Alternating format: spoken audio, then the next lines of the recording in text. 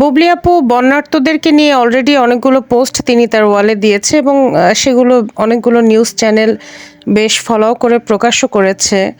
বিষয়টা হচ্ছে এখন পর্যন্ত মানে মানে কোনো উনি যে নগদ কোনো টাকা দিয়েছে কিনা বা কোনো খাদ্য সহায়তা দিয়েছে কিনা ওই জিনিসটা এখন পর্যন্ত কিন্তু দৃশ্যমান না।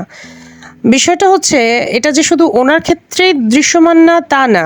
আমরা দেখেছি যে অনেক নায়ক-নায়িকাই এখন পর্যন্ত কিন্তু কোনো প্রকার সাহায্য যে তারা করেছে সেরকম কোনো নজির কিন্তু আমরা দেখতে পাই না। আমরা দেখেছি জায়েদ খান যাকে আমরা দাতা হিসেবে চিনি, তাকেও কিন্তু আমরা দেখেছি সে শুধু ফেসবুকেই পোস্ট দিচ্ছে। কিন্তু আমি এখন পর্যন্ত মনে হয় সেও কোনো সরাসরি টাকা দেয় না। এমনকি পরীমনির ক্ষেত্রেও সে অনেক পোস্ট দিয়েছে বাট সে কি আসলে কোনো টাকা দিয়েছে? তমা মির্জা, মাহিয়া মাহি আরও অনেকেই আছে যাদের কথা আপনারা বলতে পারেন বা আমি চিনি আফরান নিশো থেকে শুরু করে অপূর্ব।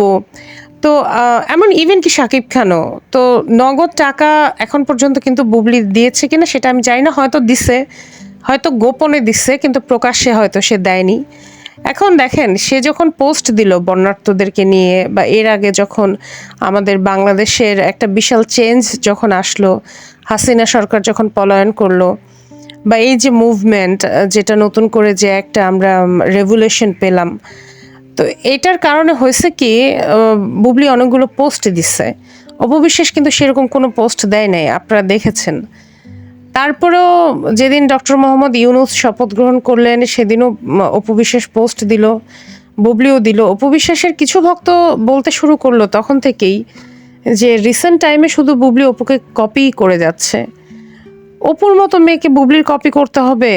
মানে সিরিয়াসলি, মানে কোন দিক থেকে? মানে একটা তো মানে প্যারামিটার থাকে আরেকজনকে কপি করার। আমি তো তাকেই কপি করব যার থেকে আমি কিছু শিখতে পারবো বা যাকে আমি কম্পিটিটর ভাববো বা যে আমার থেকে বেশি জ্ঞান রাখে, যে কিনা নিজের ইমেজ রক্ষা করার জন্য একের পর এক হচ্ছে টক শোতে এসে এতদিন বকবক করেই গিয়েছে, শাকিব খানের ফ্যামিলিকে তুলোধুনো করেছে, আবার তাকে পাম্পটি দিয়ে যাচ্ছে নিজের ইমেজ বিল্ড আপের ক্ষেত্রে, যাকে কিনা হিন্দুরাও এখন আর পছন্দ করে না, মুসলিমরাও করে না, তাও কিছু মুসলিম দেখে এখনো তার পক্ষে ঘেউ ঘেউ করে। তো অবাক লাগে আর কি এগুলো দেখে যে তারা আসলে কি। তো এই যে কিনা নিজের ইমেজ ইমেজ একেবারে তলানিতে সেরকম একটা মেয়েকে মানে মহিলাকে বুবলি কপি করবে? সিরিয়াসলি এটা হয় নাকি? আর সেকেন্ড কথা হচ্ছে যে অপু বিশ্বাস কেন মানে ও এত দান খয়রাত করতেছে, সেগুলো শো করতেছে। সে টিএসসিতে 5,000 টাকা দিছে, সেটা সে একদম শো করছে। তারপরে সে 1,04,000 না কত টাকার জানে সে পণ্য কিনছে কোন একটা নির্দিষ্ট একটা প্রতিষ্ঠান থেকে। আমার কথা, একই প্রতিষ্ঠানে এত টাইপের ভ্যারাইটিস পণ্য পাওয়া যায়? আমার তো মনে হয় ওই প্রতিষ্ঠানের নামটা ফেসবুকে সে আপলোড করবে যাতে করে ওই প্রতিষ্ঠানের নাম ডাক হয় এবং বিনিময়ে হয়তো তার সাথে চুক্তি হয়েছে যে ম্যাডাম আমরা আপনাকে 1,00,000 টাকার পণ্য দিচ্ছি, আপনি আমাদেরকে জাস্ট একটু প্রমোট করবেন। আমার এটাই মনে হচ্ছে। তা না হলে সে কত টাকার পণ্য কিনছে সেটা সেভাবে রিসিট কেন দেখাবে? এটা কেউ দেখায়?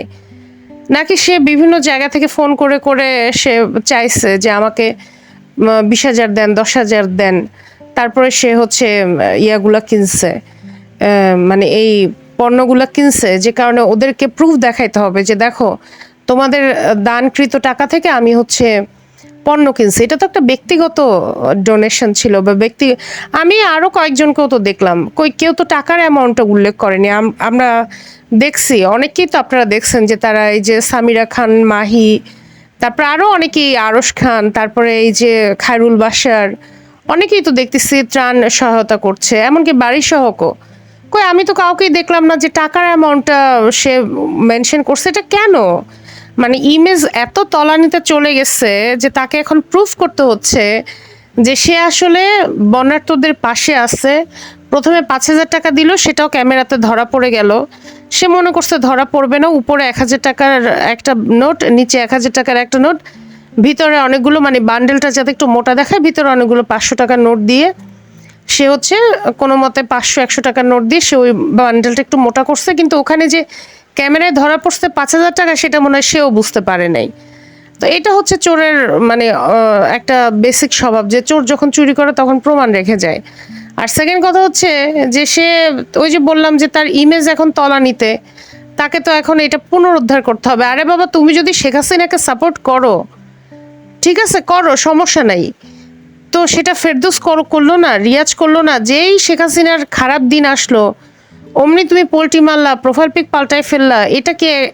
এটা কি একজন প্রকৃত মানে মানে প্রকৃত যাকে বলে হচ্ছে রাজনীতিবিদ? তুমি তো রাজনীতিবিদ হতে চাইছো, শেখ হাসিনাকে তুমি অনেক ভালোবাসো, এটা কি তোমার ভালোবাসার নমুনা? এগুলোকে তো বলা হচ্ছে পোল্টিবাজ, ডিরেক্ট পোল্টিবাজ। তুমি তো হচ্ছে এরশাদ আছে যে, যাকে আমরা পোল্টিবাজ হিসেবে চিনি, তুমি তো মানে তাকেও ক্রস করে ফেলছো। মানে এরশাদ তো তোমার কাছে এখন শিশু। কিভাবে তুমি এটা পারো? তারপর তুমি তোমার বাচ্চার একটা ছবি দিচ্ছ প্রোফাইল পিকে দিচ্ছ, সেটাও এআই এর মাধ্যমে এডিট করে তারপর দিচ্ছ। তোমার বাচ্চা পতাকা হাতে গেছে ছাত্রদেরকে সাপোর্ট করতে। তো রিয়েলি তুমি বাচ্চাকে নিয়ে নামতা, ওইটার ছবি দিতা, সমস্যা কি? সেদিন তো ঢাকা শহরে লাখ লাখ মানুষ নামছিল, 4 তারিখ, 5 তারিখ, 3 তারিখ, আমরা তো দেখছি শহীদ মিনারে নামছে, তারপরে হচ্ছে টিএসসিতে গেছে, শাহবাগে গেছে।